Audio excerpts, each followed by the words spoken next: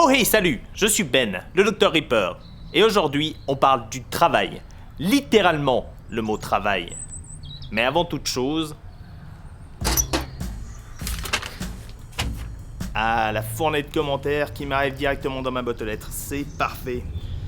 Ah ça, je reconnais, c'est du Kakashurukyora. Je lirai ça tout à l'heure. Merci à tous, j'adore recevoir du courrier. Mais là, il est temps de s'attaquer à un gros morceau. Sociologue Alain Cotreau a recensé 14 définitions différentes du travail, ce qui est déjà pas mal. Mais si vous allez fureter du côté de la philosophie, de la psychologie ou encore de l'ergonomie, vous en trouverez bien plus. Donc ça n'est pas étonnant qu'on ne soit pas toujours tous d'accord sur laquelle choisir. Aujourd'hui, il y en a surtout 3 qu'on confond tout le temps. D'abord, il y a le travail au sens large, qui est une constante humaine depuis quelques dizaines de milliers d'années, et qui va regrouper l'ensemble des activités destinées à vivre, tout simplement. Tant matériellement, manger, boire, s'abriter, que psychologiquement, ne pas être trop stressé, ou socialement, parce qu'on ne peut pas vraiment vivre tout seul. Beaucoup plus tardivement va apparaître le travail marchand, ou travail abstrait. On appelle ça le travail abstrait parce que le but du travail n'est plus ce sur quoi on travaille, le champ qu'on cultive, le meuble qu'on fabrique ou les enfants qu'on éduque, mais la richesse qu'on va pouvoir tirer de ce travail. Chez Lake Real Estate, investissez aujourd'hui dans une maison qui coûte un bras, et dans 10 ans, elle vous rapportera un bras et 2 jambes. Voici pourquoi, chez Lake Real Estate, aucune de nos maisons n'a d'étage. Il pense vraiment à tout chez Lake Real Estate. Je ne te le fais pas dire. Lake Real Estate, invest now. Et la dernière définition, c'est même pas du travail.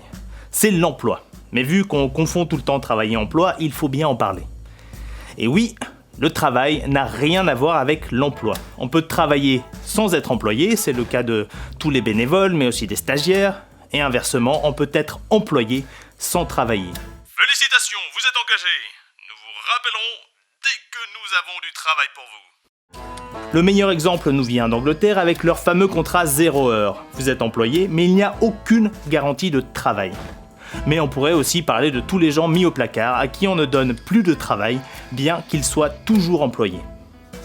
Jusqu'au XVIIIe siècle, le travail correspondait à un moyen de subvenir à ses besoins.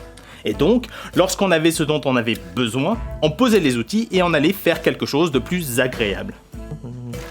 6334, stop, on a toutes nos pommes de terre pour l'hiver, on arrête tout, on pose tout, on va chercher les vieilles à roue et les grands-mères et on va faire la fête!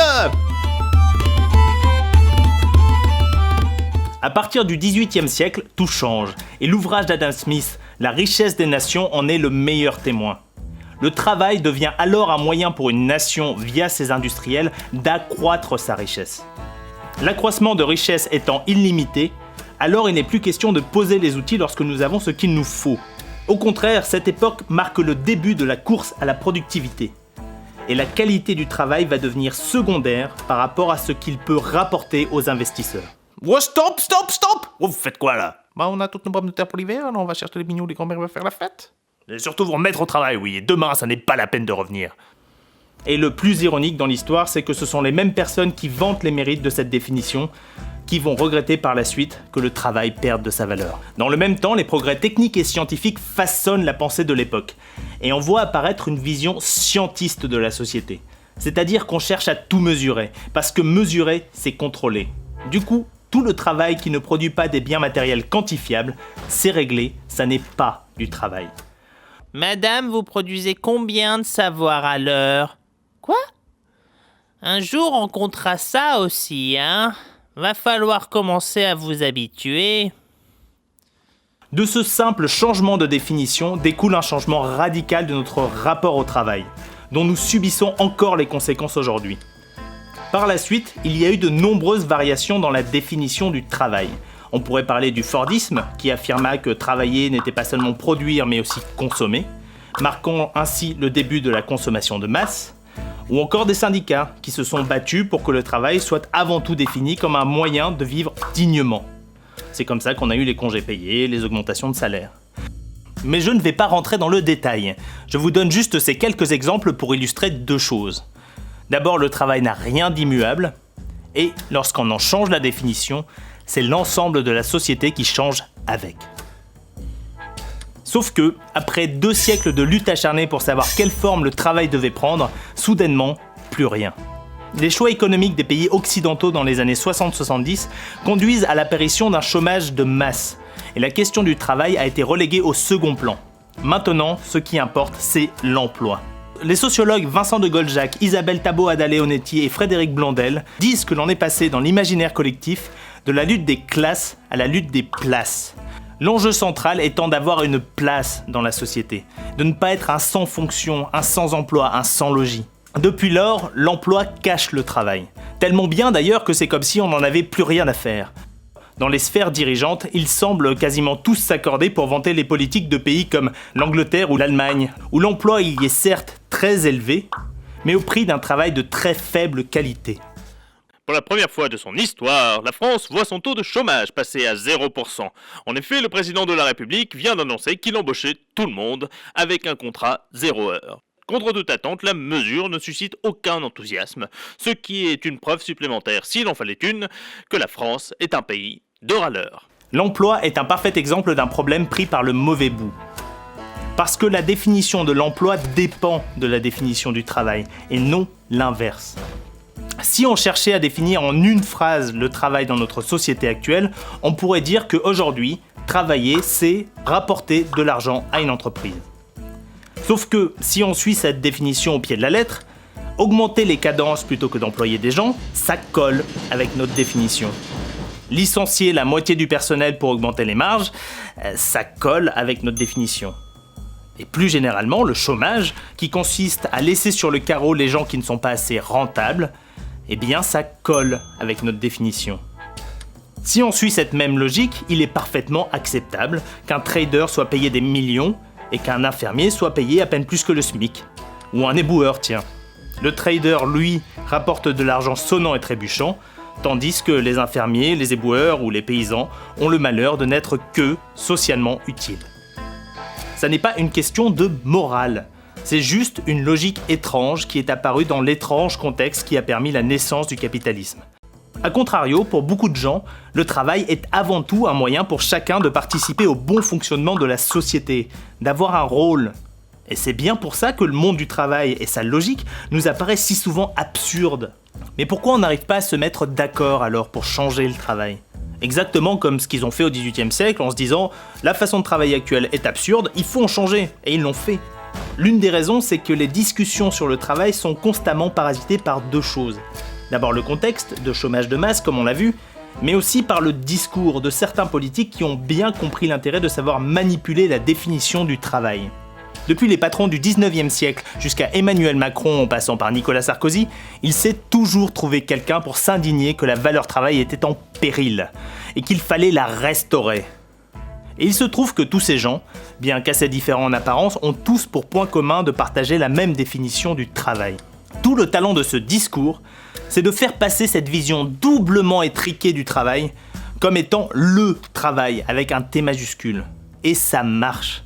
En partie parce qu'on a complètement perdu le contact avec le travail non marchand, d'autant plus depuis que le secteur public et associatif se sont complètement fait manger par cette logique. Mais surtout, le discours sur le travail moralisateur est devenu particulièrement insidieux en se cachant derrière de faux atours de justice et de méritocratie. Plutôt que de créer un lien entre ceux qui souffrent de trop travailler et ceux qui souffrent de ne pas avoir de travail, ce discours utilise le poncif du chômeur, forcément oisif, fraudeur et vil, pour rediriger les anxiétés et les colères des travailleurs sur les sans-emploi.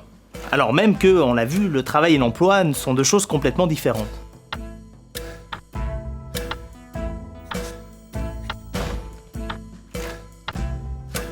Sauf que, mine de rien, en plus de s'appuyer sur des lieux communs particulièrement tenaces, il s'agit d'une reconnaissance pour les gens qui travaillent dur. Et c'est normal que beaucoup de personnes y soient sensibles. Ah, quel courage de travailler aussi dur que vous le faites pour si peu. Pourquoi? Je sais que vous êtes suffisamment brave pour travailler encore plus sans augmentation de salaire. Non à l'assistanat! C'est vraiment aux porteurs de ces discours qu'il faut s'en prendre, parce que ça casse les solidarités, celles-là même qui font la société. Et pendant ce temps-là, la souffrance des uns et des autres, personne ne s'en occupe.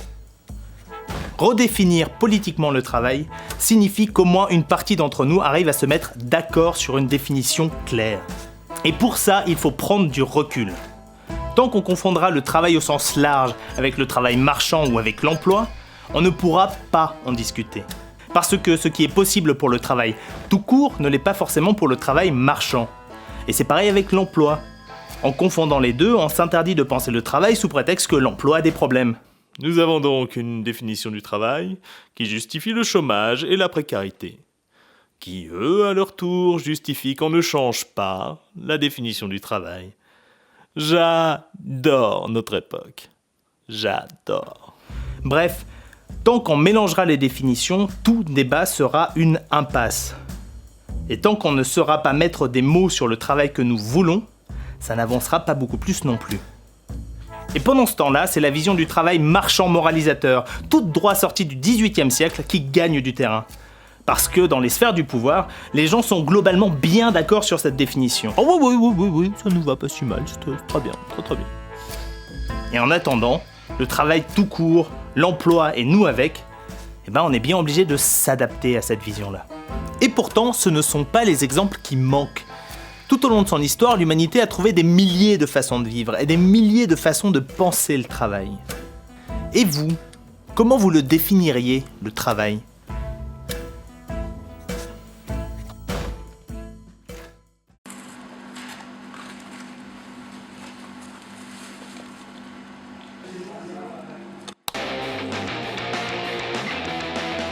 C'est fini, on vous permet de